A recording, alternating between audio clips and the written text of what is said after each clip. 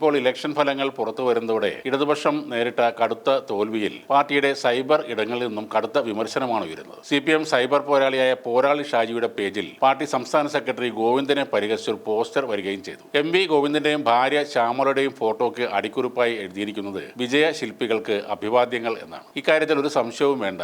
MV Govindan തന്നെയാണ് പാർട്ടിക്ക് ഇത്രയ്ക്ക് നാണക്കേട് ഉണ്ടാക്കി കൊടുത്തത്. കേരളത്തിലെ ജനങ്ങളുടെ നിലവാരത്തെക്കുറിച്ച് യാതൊരു ബോധ്യവുമില്ലാത്ത ഒരു മണ്ടനാണ് ഈ ഗോവിന്ദൻ. പിണറായി വിജയനെ അനുകരിക്കാൻ നോക്കി ഒടുവിൽ ഒരു കോമാളി ആയിത്തീർന്ന പാർട്ടിയുടെ സെക്രട്ടറി. ജനപ്രീതി ഉണ്ടായിരുന്ന KK ശൈലജ ടീച്ചറെ പോലെയുള്ള നേതാക്കളെ ബോധപൂർവം മാറ്റി നിർത്തിയത് സ്ത്രീ വോട്ടർമാരെ ഈ പാർട്ടിക്ക് എതിരെ തിരിച്ചു. വ്യക്തിപ്രഭാവമുള്ള യുവനേതാക്കൾ ഉയർന്നു വരുന്നത് തടയാൻ പാർട്ടി സെക്രട്ടറി നല്ല രീതിയിൽ തന്നെ ശ്രമിച്ചിരുന്നു. ഒടുവിൽ ഒരു കാലത്ത് പാർട്ടിയുടെ നട്ടിലായിരുന്ന പഴയ നേതാവ് G സുധാകരനെ പരസ്യമായി അപമാനിച്ചും ഒതുക്കിയും മധ്യ കേരളത്തിൽ CPMന്റെ അടിത്തറ ഇളക്കാനും ഇയാൾ കാരണമായി. പാർട്ടിയിലെ ജനകീയ മുഖങ്ങളെ വെട്ടിനിരത്തിയ ഗോവിന്ദനും പിണറായി വിജയനും തോൽവി ഏറ്റുവാങ്ങിയതാണ്. കണ്ണൂരിലെ കരുത്തരായ ജനപ്രിയരായ P Jayarajan, EP Jayarajan, MV Jayarajan തുടങ്ങിയ നേതാക്കളെ അകറ്റി നിർത്തിയതും ഒതുക്കിയതും പാർട്ടി ഗ്രാമങ്ങളിൽ പോലും വലിയ രീതിയിൽ വോട്ട് ചോർച്ചയ്ക്ക് കാരണമായിട്ടുണ്ട്. ജനകീയ അടിത്തറയുള്ള നേതാക്കളെ മാറ്റി നിർത്തി സ്വന്തം കുടുംബക്കാരെ കുത്തിത്തിരികുന്ന ഗോവിന്ദന്റെ നടപടി തോൽവിക്ക് ആക്കം കൂട്ടുകയും ചെയ്തു. പാർട്ടി സെക്രട്ടറി എന്ന നിലയിൽ MV ഗോവിന്ദൻ ആവിഷ്കരിച്ച സകല തന്ത്രങ്ങളും തകർന്ന് തരിപ്പണമായി. ജനകീയ പ്രതിരോധ ജാഥകളും മറ്റ് പ്രചരണ പരിപാടികളും വെറും പ്രഹസനമായി മാറി. സ്വന്തം സഖാക്കളെ കേൾക്കുന്നതിനോ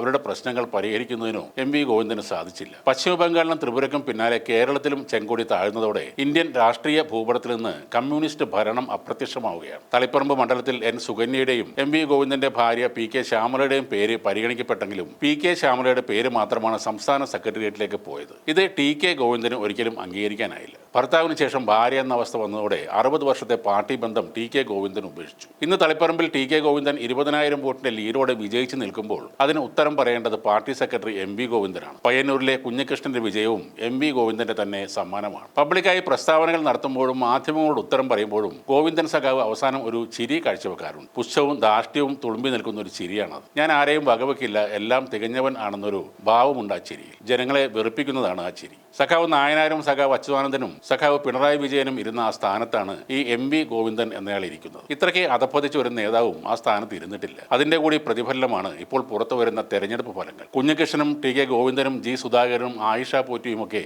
ജനപിന്തുണയിൽ ജയിച്ചു നിൽക്കുമ്പോൾ തലവഴി മുണ്ടിട്ട് ഒളിച്ചു നിൽക്കേണ്ട അവസ്ഥയിലാണ് പാർട്ടി സെക്രട്ടറി MV ഗോവിന്ദൻ.